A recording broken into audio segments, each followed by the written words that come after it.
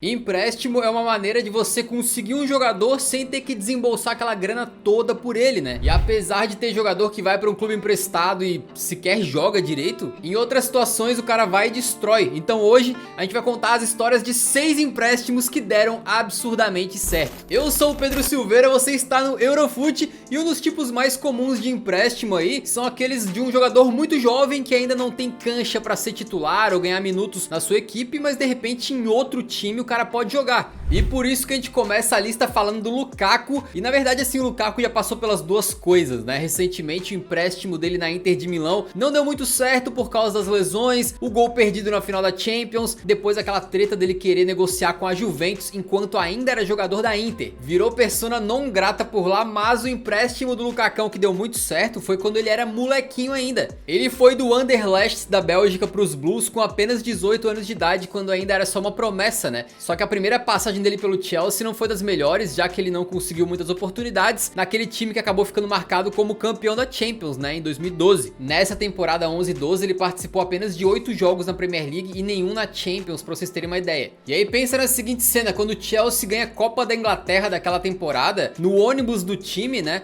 chega o Kalou, ex-atacante dos Blues, e pega a taça e coloca no colo do Lukaku, que tinha jogado apenas 2 minutos na competição. Aí o Lukakão naquela época disse o seguinte: eu não queria tocar no troféu, porque assim como na Champions League, eu não participei de nada. Não gosto que falem comigo sobre a Champions. Não fui eu, e sim meu time que ganhou. Beleza, então Lukaku, e aí com esse climão meio estranho por lá, ele acaba sendo emprestado pro West Bromwich na temporada 2012-2013. Ninguém botava tanta expectativa em cima dessa transferência temporária, né? Mas acabou sendo uma que deu muito certo naquela época. Apesar de não ser um clube midiático como o Chelsea, foi durante essa temporada aí no West Bromwich que realmente o jovem Lukakão ali explodiu na mídia, né? Como uma grande joia do futebol europeu. Em 35 jogos de Premier League, Romelu marcou 17 gols com a camisa dos Baggies, incluindo um hat-trick contra o Manchester United e uma partida absurda que acabou em 5-5. E que pra fechar com chave de ouro era a última partida do Alex Ferguson no comando dos Red Devils. No final do campeonato inglês, o West Bromwich de Steve Clarke, que era time cotado pra não cair, né, terminou em 8º lugar, com muito mérito do Lukaquinho, de 19 anos, que decidiu ali anunciar o seu nome pro mundo. O torcedor dos Baggies aí vai lembrar dele sempre com muito carinho por causa dessa temporada emprestado lá, né.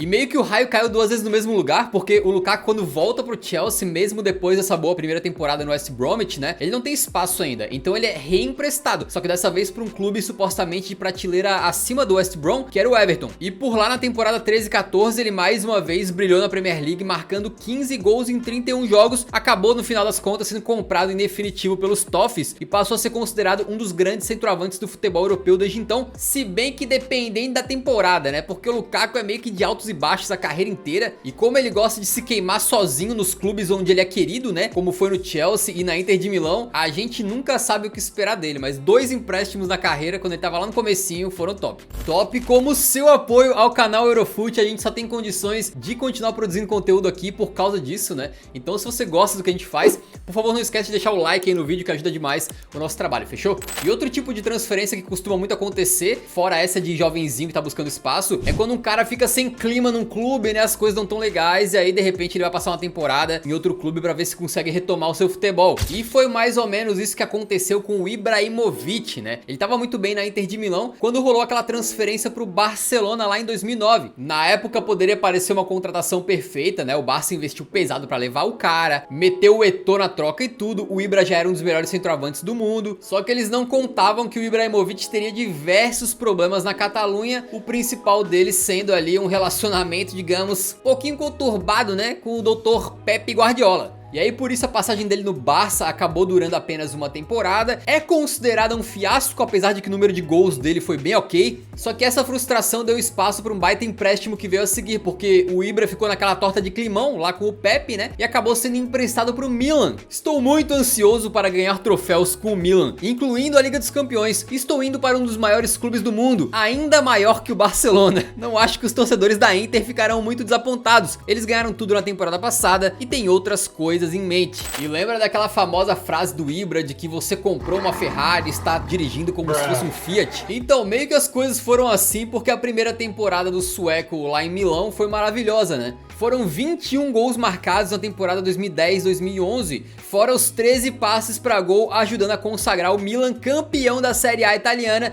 depois de 7 anos de seca.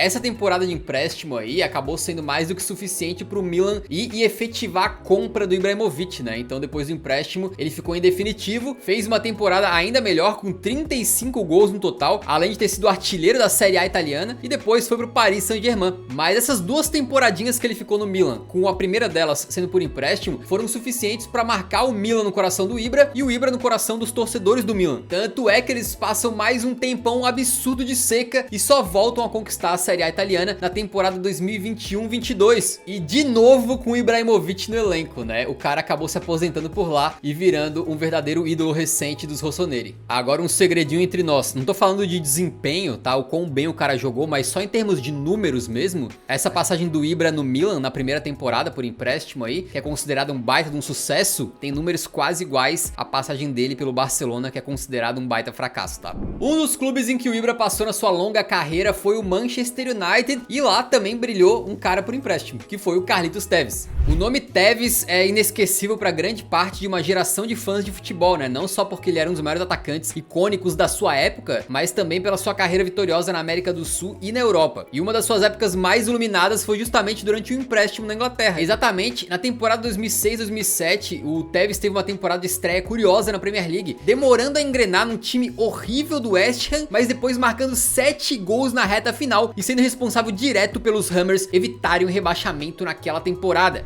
Só que depois de salvar os Hammers, o Tevez acabou ganhando admiradores e foi por empréstimo para o Manchester United. E lá a história começou a ser escrita porque ele fez um baita de um trio com Cristiano Ronaldo e Wayne Rooney. Bastou a primeira temporada jogando pelos Diabos Vermelhos para ele ter impacto, né? Foram 19 gols marcados, sendo 14 apenas no inglesão. E além disso, o Tevez também participou da conquista da Champions League, que foi decidida nos pênaltis contra o Chelsea, onde ele jogou o jogo inteirinho e converteu o seu penal nas alternadas, tá? E depois ainda ganhou Premier League, Mundial e Supercopa. Pensa que o Tevez uma temporada antes estava literalmente salvando um time do rebaixamento, e aí passa um ano pra frente o cara tá literalmente ganhando tudo, sacou? A passagem do Carlito durou quase 2 anos com 34 gols e 10 passes pra gol, além de mais uma Premier League pra conta. Só pelos números já dá pra ver que o empréstimo dele no lado vermelho de Manchester foi muito bom, mas o desempenho também era excelente, né? O Tevez era um atacante muito brigador, que lutava muito, e isso sempre deixou os fãs aí de qualquer clube onde ele passou muito entusiasmados, né? Só que o mais bizarro é que quando o empréstimo acabou, ele acabou não ficando no Manchester United. Não foi comprado por supostamente um mal entendido com o próprio Alex Ferguson. Segundo o técnico, o argentino tinha planos de se aposentar, né? Tevez nos disse que só jogaria mais 4 anos. Se tivéssemos assinado um contrato de 5 anos com ele, sabendo que ele sairia em 4, não haveria valor de revenda para nós. Só que na memória do Carlito, as coisas aconteceram de uma maneira diferente, tá? Segundo ele, Ferguson tinha voltado atrás depois de prometer que o contrataria por definitivo, além de ter achado que o técnico não se esforçou para que ele continuasse. E aí no final das contas, o West Ham acertou uma venda dele para o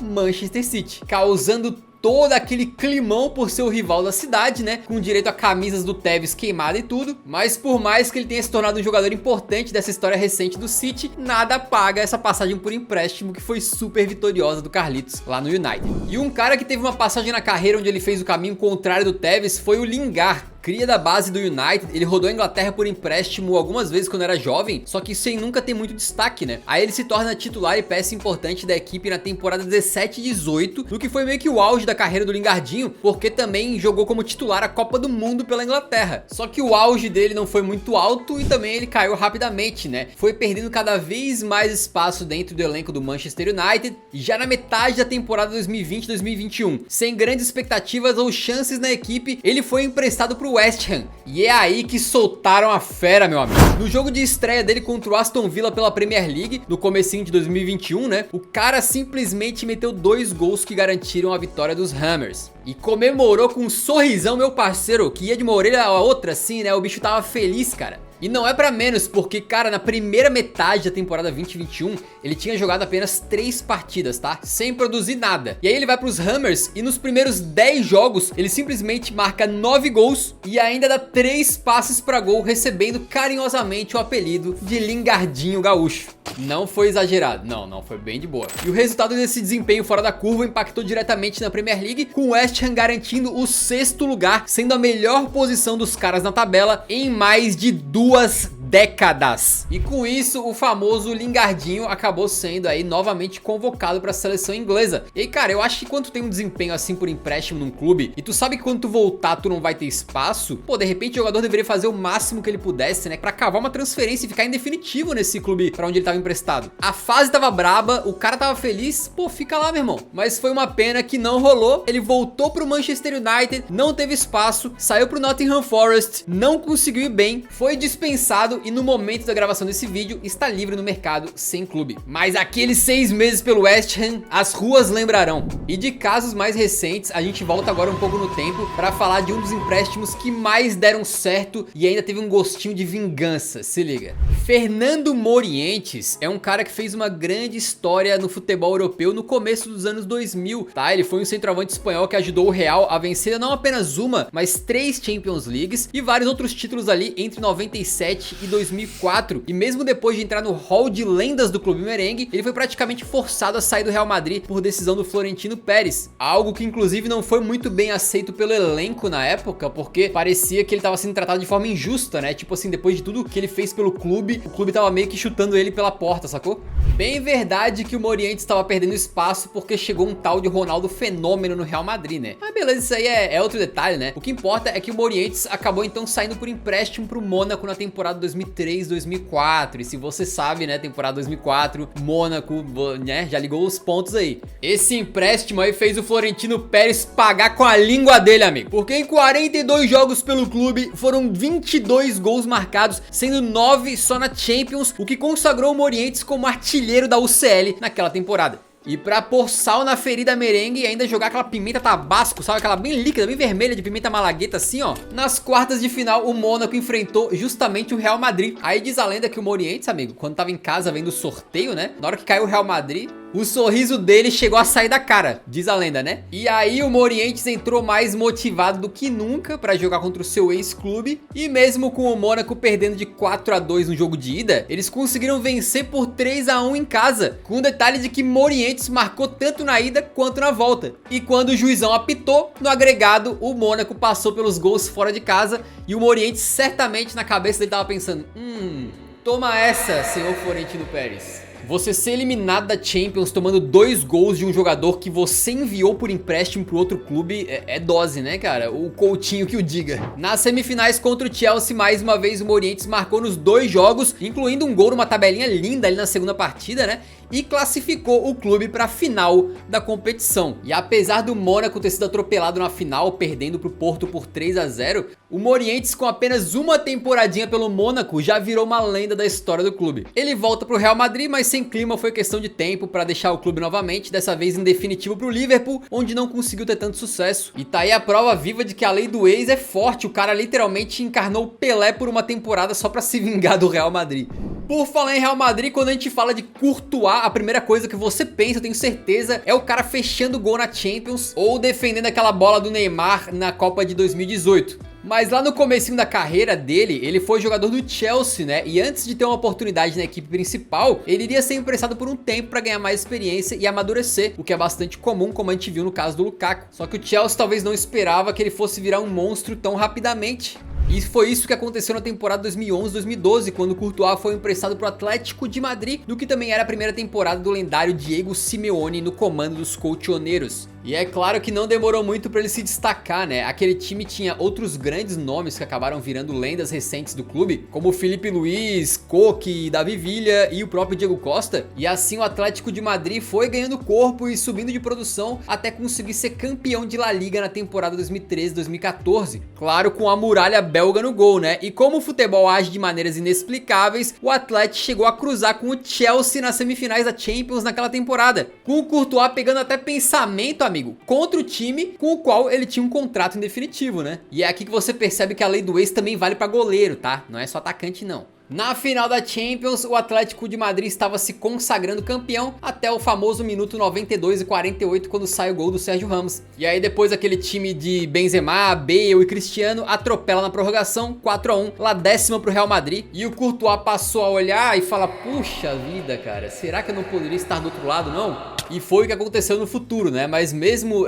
perdendo essa final de Champions, isso não diminuiu os 3 anos de empréstimo que ele teve lá no Atlético, que aliás é um período gigantesco, né? Os empréstimos não costumam ser tão longos assim. Mas eu vou te falar, o torcedor colchoneiro geralmente ele prefere esquecer esse período. Apesar de ter tido glórias e ser um período feliz, dói muito pros caras verem que o Courtois depois foi pro Real e lá foi ainda mais bem sucedido. Aos olhos do torcedor azul e vermelho, ele virou um traidor, né? Virou uma pessoa que não é bem-vinda. Então foi um emprestaço daqueles, mas o torcedor prefere nem lembrar. Deixa nos comentários aí pelo menos um outro empréstimo que foi brabo, que você lembra de cabeça assim, beleza? Se você assistiu o vídeo até aqui, muito obrigado. Valeu por dar essa força pro canal. Se puder, deixa um like antes de sair, porque isso fortalece muito o nosso trabalho.